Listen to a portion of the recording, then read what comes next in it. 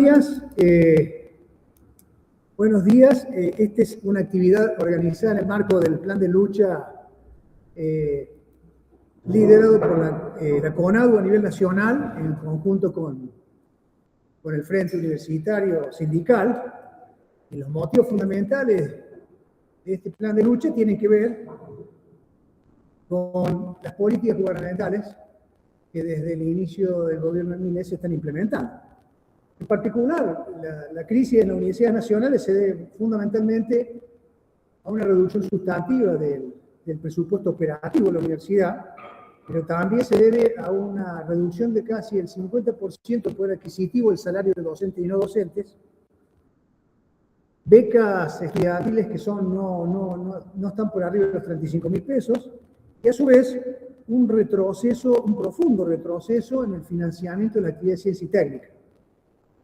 En particular, además del problema de reducción de los investigadores de CONICET y el financiamiento de becas, también tenemos un problema de financiamiento de los créditos, los que son los proyectos financiados por créditos del Banco Interamericano de Desarrollo. Bueno, el sistema científico-tecnológico son las universidades nacionales. Está el INTA, el INTI, la Comisión Nacional de Energía Atómica, un conjunto de institutos, y es una construcción histórica que tiene que ver con nuestra identidad, pero tiene que ver también con un concepto de soberanía. Ernesto, disculpa, se te escucha muy, muy bajo. Bien, ahí arreglamos. Que por supuesto, lo levantó un poquito el volumen. Sí. Bajé el micrófono. Bien. Como decíamos, este financiamiento del sistema científico-tecnológico ha hecho que se reduzcan las capacidades de investigación y está hipotecando un poco el futuro de nuestro país en el área de lo que es la soberanía y la independencia desde el punto de vista de manejar y de entender cómo resolver la problemática social, económica, ambiental y demás. En este marco hemos invitado a dos compañeros, David Vargas de INTA y Facundo Monti de INTI, quienes van a dar un pequeño relato. Nosotros les sugerimos algunas preguntas como orientadoras de lo que tenían para hacerlo como puntapié inicial de esta charla, y siempre entendiendo que esta convocatoria tiene la idea de reunir espacios militantes y que nos cuenten un poco su experiencia de cuál es la influencia social y la importancia regional que tienen estas actividades de ciencia y tecnología en el ámbito donde se desempeñan, qué sectores se ven beneficiados por estas actividades, y por otro lado, bueno, cuál es en este momento, cuál es la dinámica de la lucha en contra del ajuste gubernamental. Así que bueno, le vamos a dar lugar a David Vargas de INTA Salta. Bienvenido, David, y bueno, ahí te escuchamos. Bueno, buenos días a todos, muchas gracias por la invitación, y siguiendo un poco la pregunta que me mandaste previas, hice un resumen, ¿no?, de qué es lo que es el INTA, para qué está, qué impacto social, cultural y económico tenemos nosotros como INTA, no solo en la provincia, sino lo mismo se replica a lo largo y ancho de todo el país. El INTA tiene la labor de investigar y desarrollar sobre lo que es la producción agropecuaria, alimenticia, industrial y ganadera, abordando diferentes problemáticas. Y lo hace a través de un mecanismo de extensión e investigación, ¿sí?, donde nos acercamos a los diferentes niveles productivos de pequeños, medianos y grandes productores, y abordamos diferentes temáticas que se puedan llegar a observar en el lugar. Viendo en lo social, bueno, trabajamos con lo que es extensión, mancomunadamente con diferentes comunidades. Trabajamos con diferentes municipios y organizaciones que articulan en común para reactivar y darle vida a lo que es la economía local. ¿sí? Evitar el desarraigo y valorizar las producciones locales y el conocimiento central que hace un patrimonio cultural.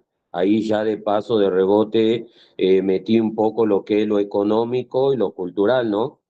En lo económico, bueno, es muy amplio, la verdad, pero para poder resumirlo un poco, en lo económico tenemos la diversificación, la sustentabilidad y la competitividad, donde proponemos con la diversificación diferentes propuestas para diferentes periodos y la sustentabilidad para evitar lo desgaste de los suelos y poder mantenernos competitivos en la producción a un periodo más amplio.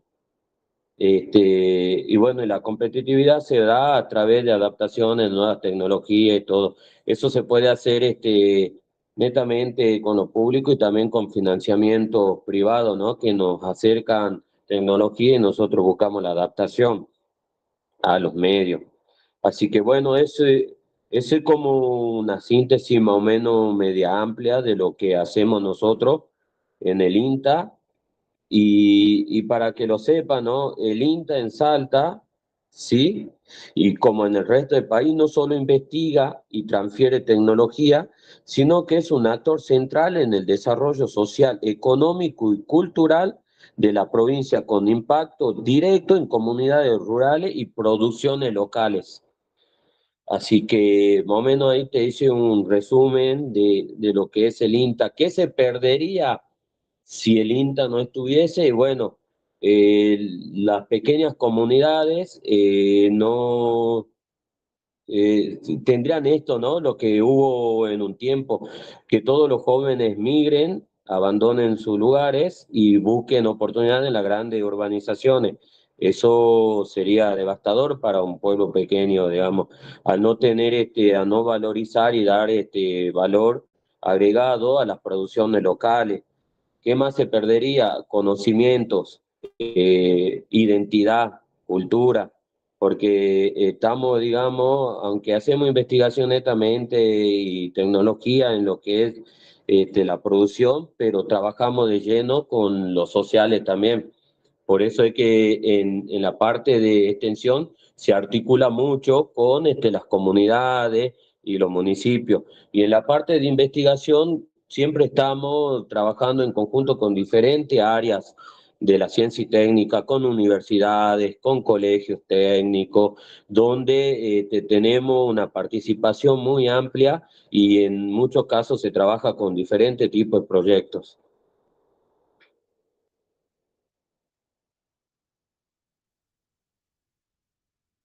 Si, me, si quieren alguna pregunta o algo.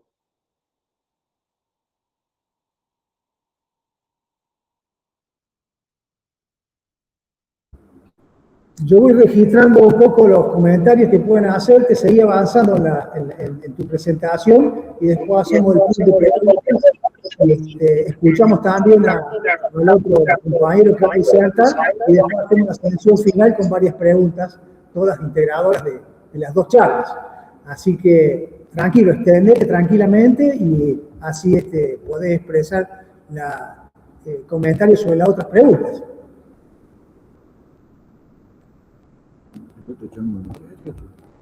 No, pues no.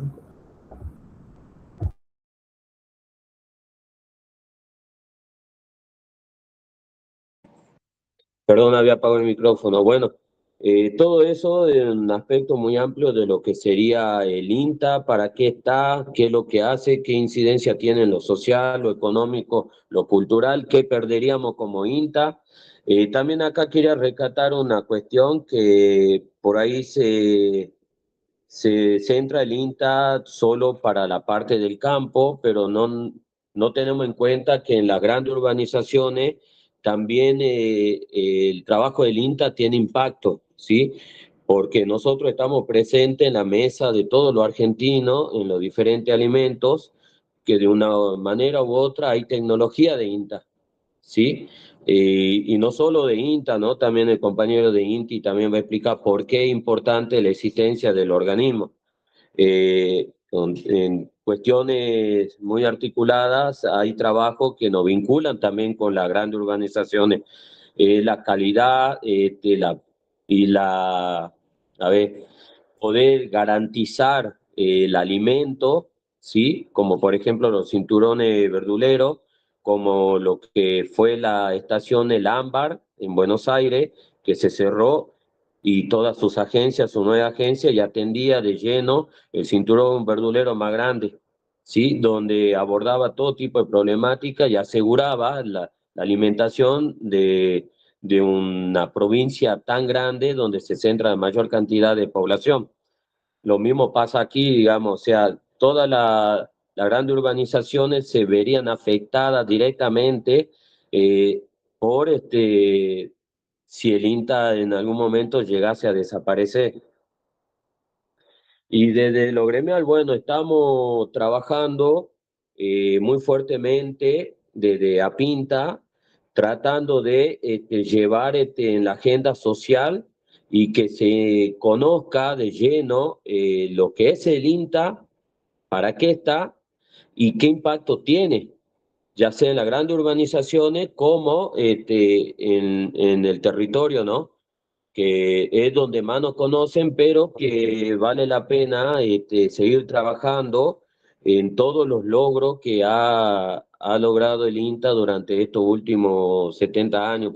En realidad en diciembre cumplimos los 70 años eh, como institución y durante todo este tiempo se lograron muchísimos objetivos, logros y todo. Entonces, nosotros desde lo gremial estamos tratando, fuera de lo político, tratando de posicionar al INTA en la comunidad y paralelamente tratando desde lo gremial y desde lo político buscar este respaldo, ¿sí? En los diferentes espacios políticos para la defensa del INTA y al mismo tiempo denunciando en los medios de comunicaciones todo este ajuste que está sufriendo el INTA por parte de las políticas del gobierno nacional.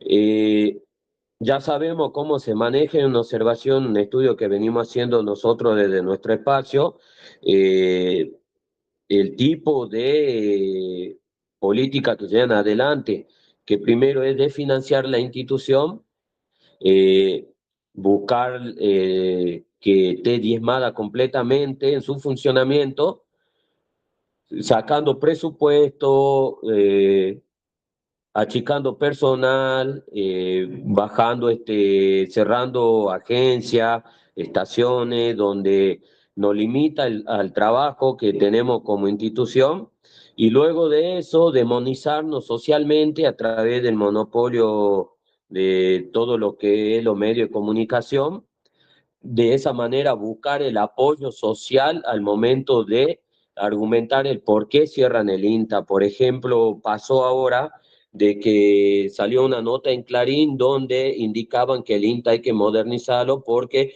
ya no atiende en territorio, porque ya no aborda demasiado proyecto, pero no cuentan el trasfondo, que primero nos sacaron el presupuesto, primero nos cerraron agencia, primero nos mandaron un retiro voluntario, se jubilaron personal capacitado, te pisan los sueldos, profesionales tienden a irse a otra institución por poder trabajar y ganar mejor, por supuesto, eso es algo personal y está bien.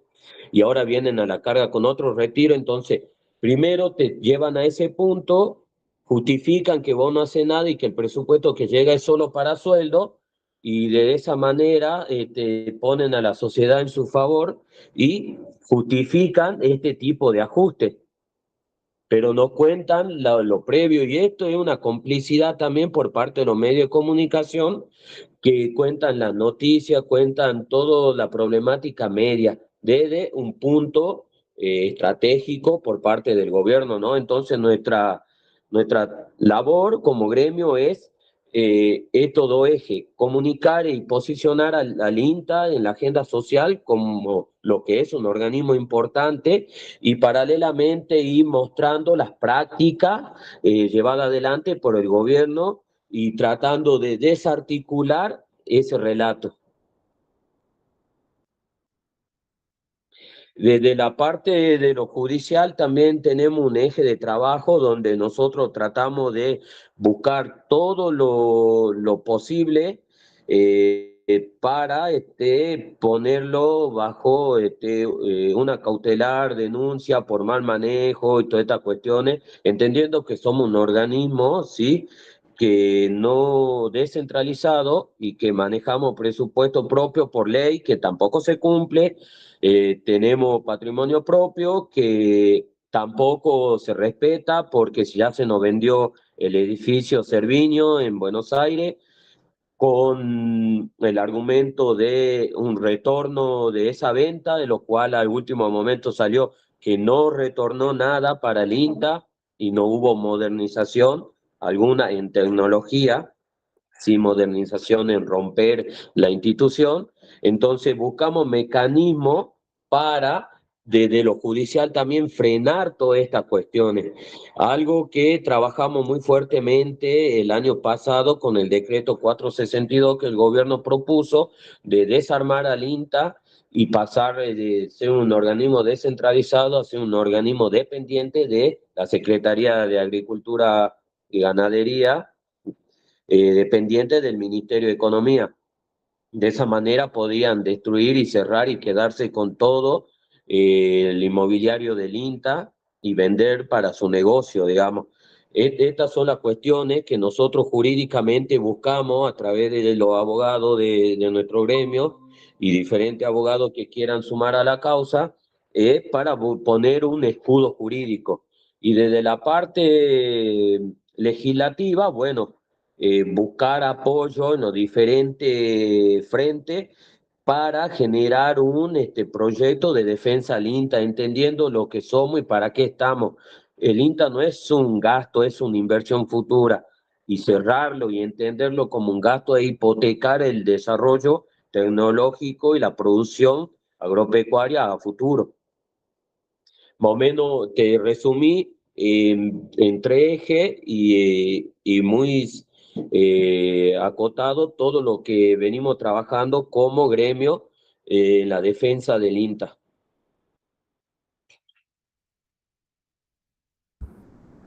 David,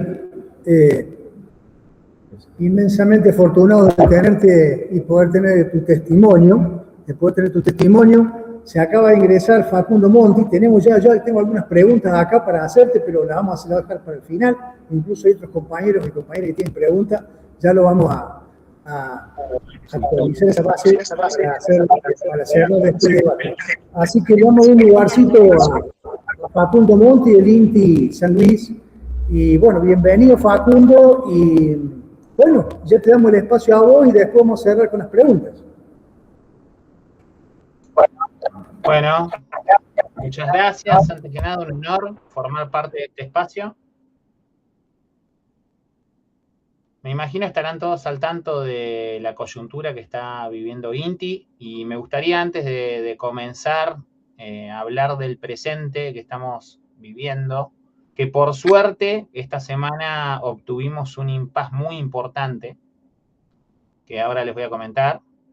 Bueno, INTI en el ecosistema de la Administración Pública Nacional es considerado un referente en lo que respecta a la lucha sindical. Si nos retrotraemos al 2018, gobierno de Macri, tuvimos casi 300 despedidos, lo cual disparó automáticamente una organización de los laburantes a través del sindicato que confluyó en una CAMPE que estuvo casi 1 año y medio resistiendo en el predio del instituto, hasta que logró caer el gobierno de Macri. No cayó, fue el cambio gubernamental, gracias a que el pueblo argentino reconoció el error cometido. Y con el gobierno de Alberto Fernández, ATE pudo reincorporar a todos los trabajadores que efectivamente sí quisieron volver al INTI. Pegando un salto cuántico en el tiempo, vamos al año 2025, segundo año de gestión de Milei, el famoso decreto 462/25 que desmantelaba literalmente al INTA, al INTI, Dirección Nacional de Vialidad y otros organismos. También, a través de ATE INTI, hicimos un gran trabajo de visibilización del conflicto en la sociedad con los legisladores de las distintas cámaras, diputados y senadores.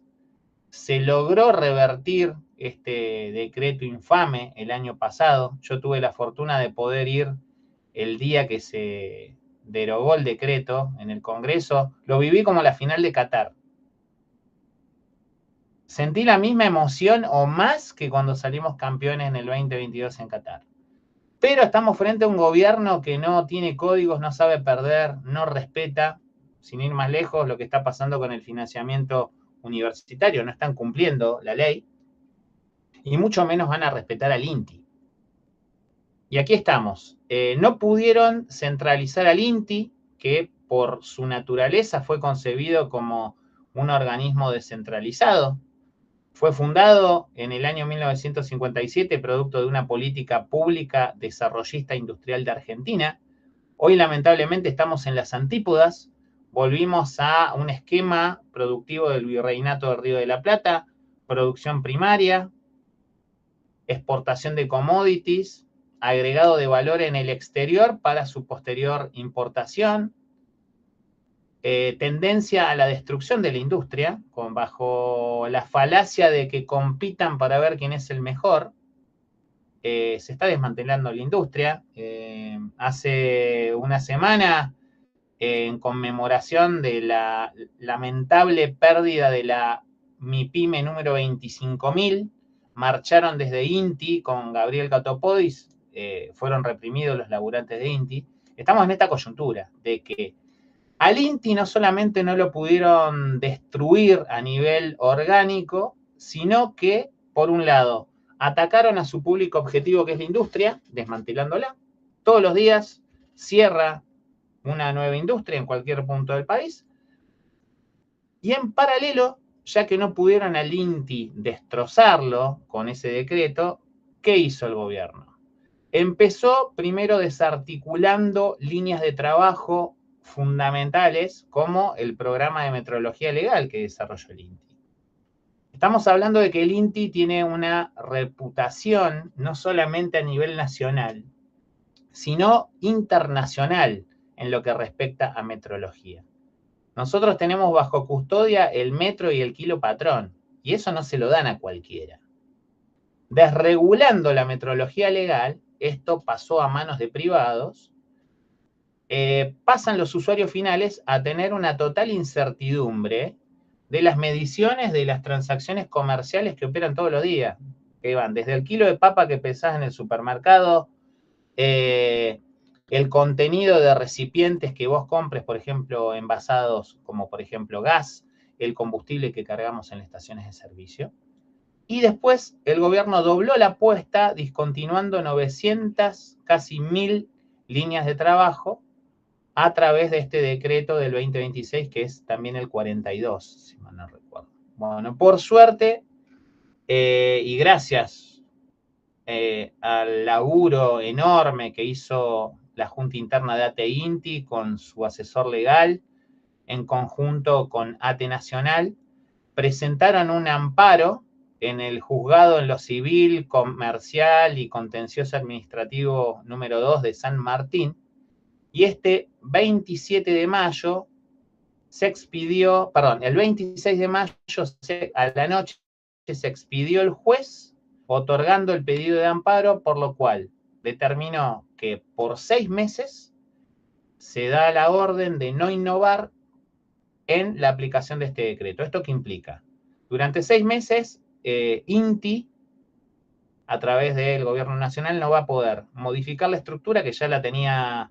Hay un expediente que está dando vueltas que quedó cajoneado, casualidad, al 27 de mayo, que fue cuando, después de notificarle a las autoridades, no va a poder innovar en lo que es la modificación de la estructura y la consecuente puesta a disponibilidad del personal de INTI, que se está hablando que puede ir desde 600, 700, 900 hasta 1.700 personas, lo cual sería una gran masacre.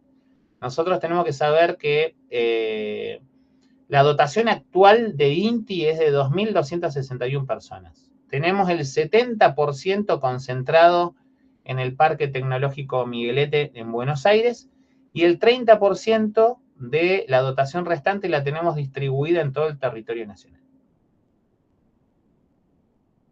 Este es básicamente el resumen que les quería comentar de coyuntura. Obviamente el 26 a la noche fue un gran día para nosotros, porque otra vez más la lucha organizada a través del gremio ATE se logró revertir esta situación. Más que nada es un mensaje para todos los compañeros que tienen una visión, una postura antigremialista. A estas personas yo les recuerdo que la salida es colectiva, nadie se salva solo. Los que se salvan solos son los Messi, que son 1 en 10 millones, pero el resto de los mortales nos salvamos colectivamente, y esa es otra gran moraleja que volvemos a repetir, ¿no?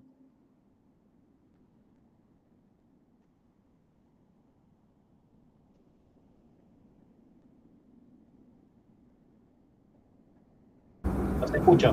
Facundo, bueno, muy interesante, bueno, muy complementaria y elementos en común que describen realmente lo que es una política que tiene bastante coherencia hacia todas las áreas del Estado en el sistema científico-tecnológico y fundamentalmente ahora viendo las comunalidades que tienen, tanto la política hacia el INTA como hacia el INTI, de ponerlo, dejar que sean entes descentralizados para realmente operar y hacer los desguaces, ¿no?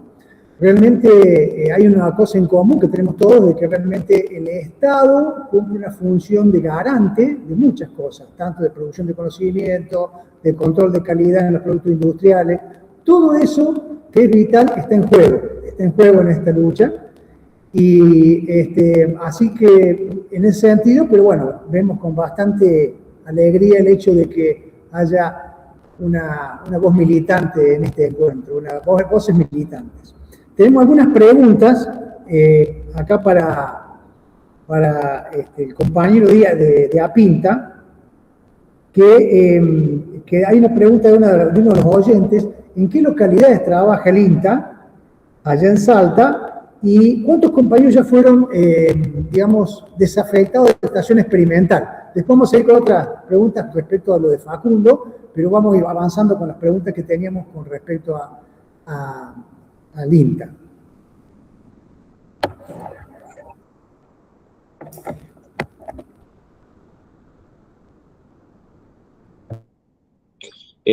Bueno, sí, en la primera pregunta, como lo dije al principio, el INTA está a lo largo y ancho de todo el país. La estructura del INTA se basa en las direcciones regionales que agarran diferentes regiones. En el caso de Salta está el Centro Regional Salta y Jujuy, y dentro de esas regionales tenemos diferentes estaciones experimentales agropecuarias. En la que yo trabajo específicamente es la Estación Experimental Agropecuaria Salta, que está en el centro del Valle del Lerma, específicamente en la localidad de Cerrillo. A su vez, esas estaciones experimentales cuentan con agencias de extensiones que hacen de modo satélite en los diferentes territorios. Tenemos la agencia de Valle del Lerma, que atiende todo lo que es el Valle del Lerma, por eso el nombre, y una oficina de información técnica que en su sigla es OIT, ¿sí? Que responde a un territorio un poco más alejado y se acerca más a los productores. Tenemos la agencia en Seclantá, que ya es Valle Calchaquí, una OIT en San Carlos y la agencia de Cafayate para toda esa zona. Yéndonos más para el norte, tenemos la agencia aquí en Perico, tenemos una oficina de información técnica en Güemes, una OIT, tenemos una agencia en Metam, tenemos una agencia en Joaquín B. González, y toda esa agencia responden a las diferentes realidades y cultivos que existen en la zona, ya sea cultivos intensivos y extensivos, donde se trabajan diferentes cuestiones. Lo que es Valle del Lerma, bueno, tenemos lo que es el cultivo de tabaco, ahora que está el cinturón verdulero también, pero se está trabajando mucho en lo que es frutilla. Y también se hace trabajo de articulación con diferentes municipios y organismos. Lo que es Güemes, bueno, tenemos también lo que hay caña de azúcar, hortaliza, lo que es perico también, yendo nomás para Seclantá, bueno, se trabaja lo que es pimiento para pimentón, ajo, cebolla. Si nos vamos para Cafayate, se trabaja mucho en lo que es la vid y todos esos cultivos que son de mayor importancia en ese sector. Yéndonos más para Metán, Joaquín B. González, y bueno, tenemos lo que es la producción de soja, la producción de maíz, los grandes cultivos. ¿Cuánto personal perdió al inicio de esta gestión a nivel nacional por parte de la presidencia? El INTA contaba con 6.700 trabajadores. Hoy contamos con 5.600 trabajadores. Gran parte se fueron en un retiro voluntario en 2024. Se perdieron compañeros por jubilaciones, que son plazas que no se han vuelto a concursar, porque en el INTA, si hay una cosa que tenemos, es que nadie entra por entrar, son todos a concurso abierto, que se llama y son verificables. Y el único puesto político es del presidente de INTA, de Nicolás Bronzovi, que responden a los gobiernos de turno. En lo que es la EA Salta hemos perdido 30 compañeros en lo que va de esta gestión y ninguna de esas plazas se ha logrado cubrir de nuevo. Son de las dos preguntas que me hiciste. No sé si hay más preguntas.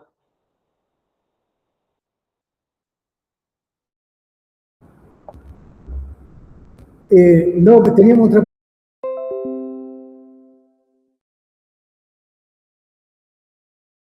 En el país, que van desde el caucho a cueros, maderas y muebles, plásticos y textiles.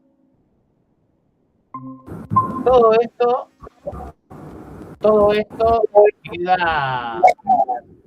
quedaba antes del amparo discontinuado. Y todo el capital social de nuestra institución, estamos hablando de técnicos y profesionales, con mayoría con muchos años de trayectoria, que fueron formados por el Estado argentino a través de políticas públicas educativas, que los estamos tirando a la basura, literalmente. Porque es gente que pasa a estar a disponibilidad en una coyuntura de un Estado que va en tendencia decreciente. Estas personas tienen un certificado de defunción de 6 meses, 1 año, según la antigüedad que tengan. ¿Bien? Y esta es la coyuntura gravísima que tenemos. Por un lado, la demolición de políticas públicas de ciencia y tecnología, y después la pérdida de mano de obra súper calificada que tiene nuestro instituto. Que en otra coyuntura, como pasó con los retiros voluntarios, migraban al sector privado, a la industria, pero hoy en día tenemos una industria también que está siendo destruida. ¿Y estos profesionales dónde van a trabajar? ¿A Uber? ¿A economía de plataformas? Por eso el daño que se está generando es más de lo que se evidencia en un titular de una noticia. Tiene debajo del iceberg todos estos elementos que les estoy mencionando. Bueno, en relación a lo que vos comentabas, Gustavo, vemos bastantes comunalidades con el problema de la universidad. La universidad estamos enfrentando a los docentes, además de los magros salarios, el multitrabajo. Entonces, para llegar a fin de mes tienen que tener un trabajo adicional de los más variados y que quizás a veces no tienen ni relación con la especialidad misma. Hay una forma, el hecho de que haya financiamiento de muchas áreas de investigación también desalienta la incorporación a la actividad de investigación y la formación de nuevos cuadros técnicos. Además, también es remarcable, por eso me llamó la atención, nosotros tenemos un problema de migración hacia las universidades privadas. Que en definitiva el Estado está financiando con cuadros formados de años, consolidados, y que van a servir al ámbito privado, porque en realidad tienen, bueno, ya empieza la desesperación por la diaria. De hecho, la cautelar que nos benefició, pero por supuesto que el gobierno no aceptó y por eso elevó el recurso a la Corte Suprema, habla de que es una cuestión casi alimentaria el problema de hoy, porque en definitiva con sueldos de hambre, hoy por hoy el 60% de los docentes ganan menos de $1 millón. Realmente se está hipotecando, además de un patrimonio histórico que es la universidad pública, también las posibilidades de que el país se desarrolle, ¿no? de un vector de desarrollo, que es tener un sistema nacional de ciencia y tecnología. Bien, ¿tienen algún comentario para hacer más adicional? Nosotros, la verdad, estamos complacidos de haberlo escuchado y por supuesto que van a seguir siendo convocados. Este es simplemente un puntapié inicial, porque queríamos tener un intercambio entre compañeros y compañeras que estén vinculados a la reacción y a la resistencia contra el ajuste. Pero con una perspectiva positiva, ¿no es cierto? De pensar de que tenemos detrás que un país diferente es posible, ¿no? Que un país diferente es posible. Así que si tienen algunos comentarios para hacer y demás, podríamos ir, si no hay preguntas de la audiencia, podríamos ir como coronando este encuentro.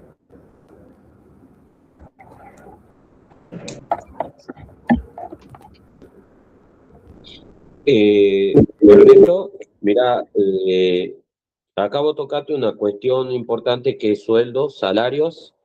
La verdad que hace 3 semanas atrás asistí a un programa televisivo acá en la provincia donde me preguntaron esto y la verdad que es alarmante en lo que es el personal de INTA. Acá existen 3 categorías. Está auxiliar, técnico y profesional. Un auxiliar tiene salario ya de bolsillo 1.100.000 con toda la furia.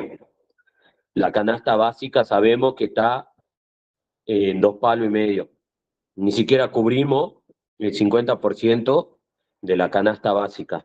Un técnico ronda 1.400.000. Un técnico.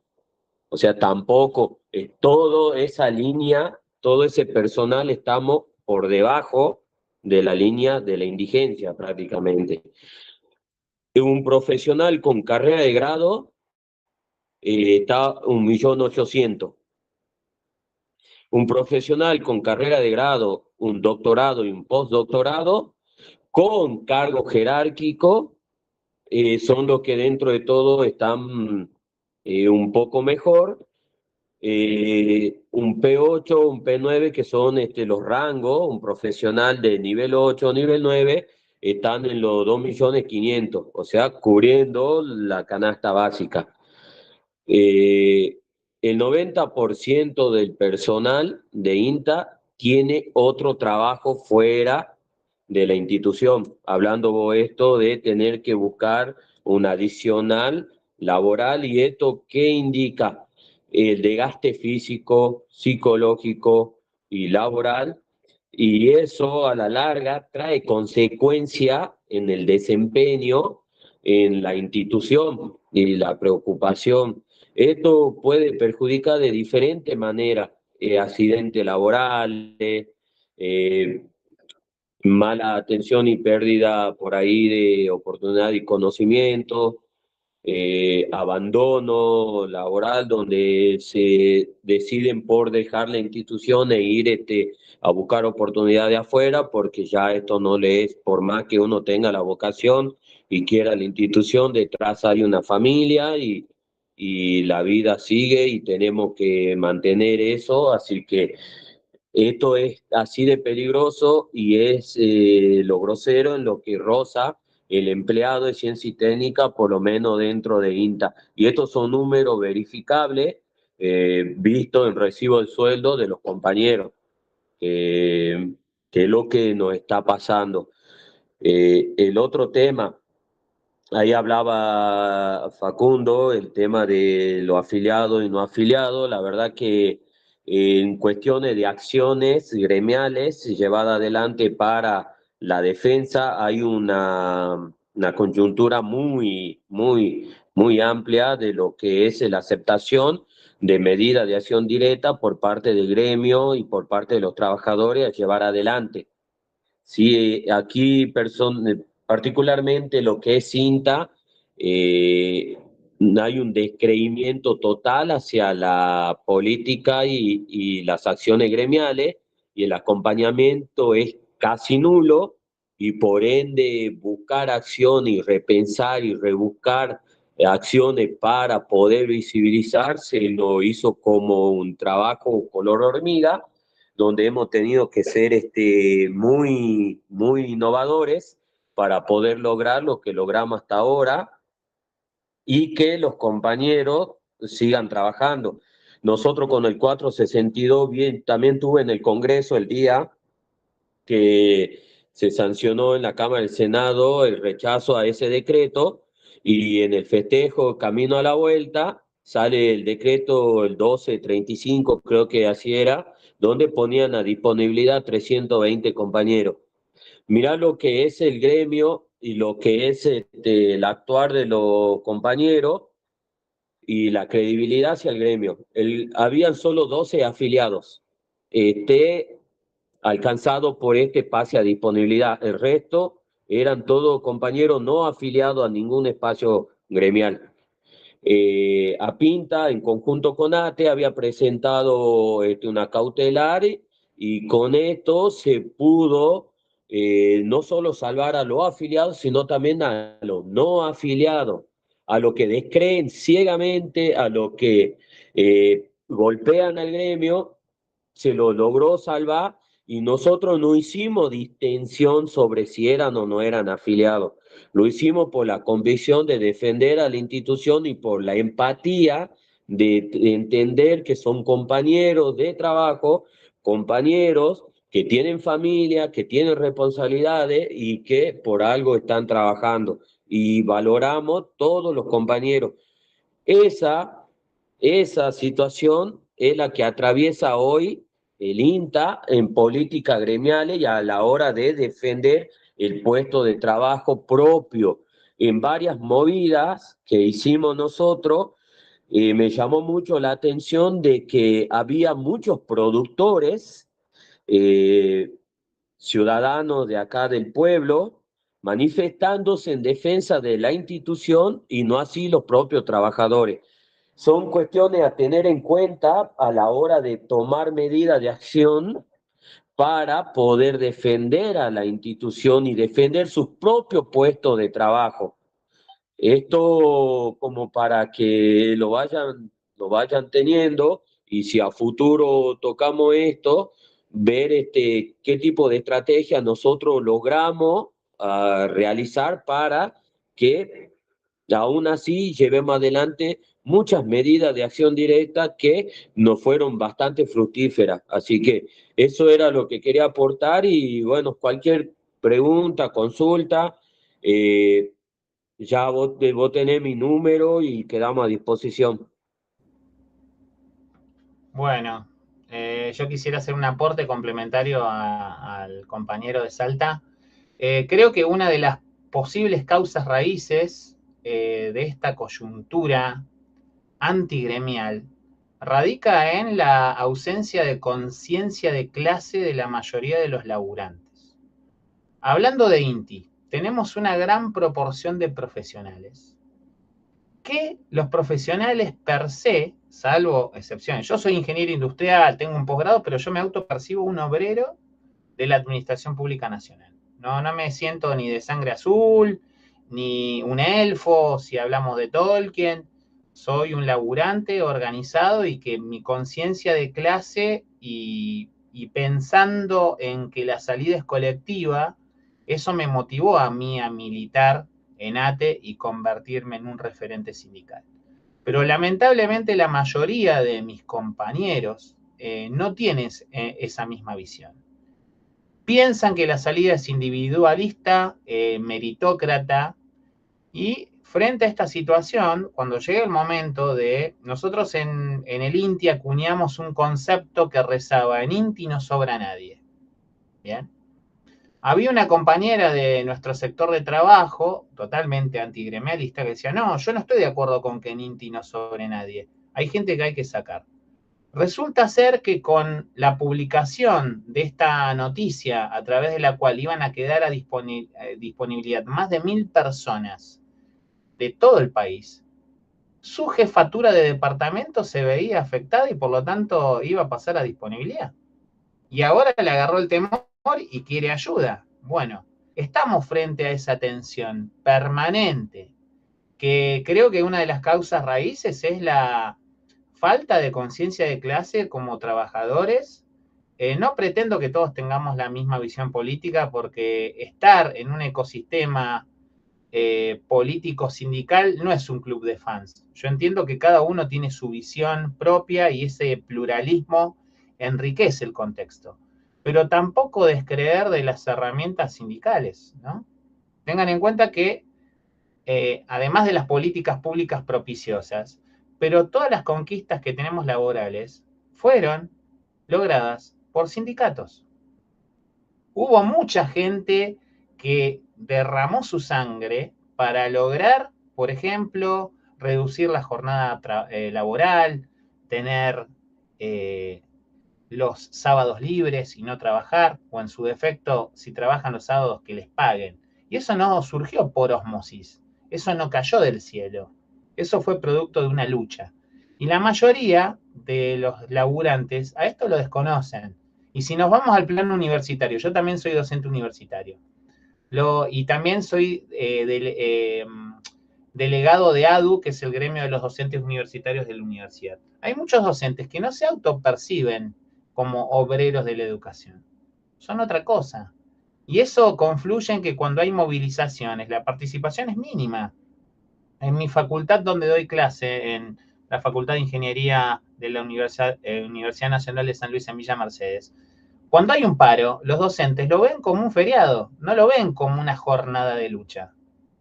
Y olvídate que vas a contar con la presencia de un docente, salvo los miembros de la Junta Interna o la Comisión Directiva del gremio que vayan a marchar con pancartas con la pechera. No, eso es algo que no sucede. Pero bueno, creo que tenemos que trabajar con esto, como decía el compañero, esto nos fuerza a nosotros a ser creativos, innovar, pero siempre vamos a topar con esta realidad, que mientras no cambie, siempre vamos a tener esta coyuntura que, gracias a la cual el gobierno fue muy hábil, la leyó y la explotó. El individualismo que tenemos nosotros nos llevó a la situación actual que estamos teniendo, que nos están matando por todos lados. Acá nadie se salva. Y eso todavía parece como que no hizo clic la mayoría de la sociedad. Eso quería agregar nada más. Gracias.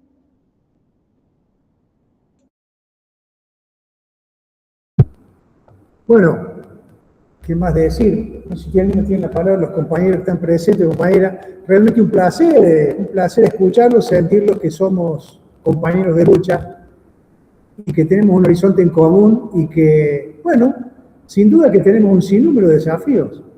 El desafío del individualismo. Había un famoso poeta que dijo que había dos caminos: o seguir el camino solo o emprender el camino con el barco hasta la última vida que está arriba del barco. Bueno, ese es el concepto que nosotros tenemos en nuestra lucha cotidiana. Y bueno, un poco era la motivación de este encuentro. Ha cumplido ampliamente el objetivo desde el punto de vista que logramos intercambiar con compañeros de otras partes de la crisis, pero también perspectivas comunes de luchas comunes. Así que bueno, le agradecemos su participación, estaremos en contacto y a futuro vamos a hacer otros encuentros, así que los vamos a estar invitando. Muchas gracias. Un abrazo.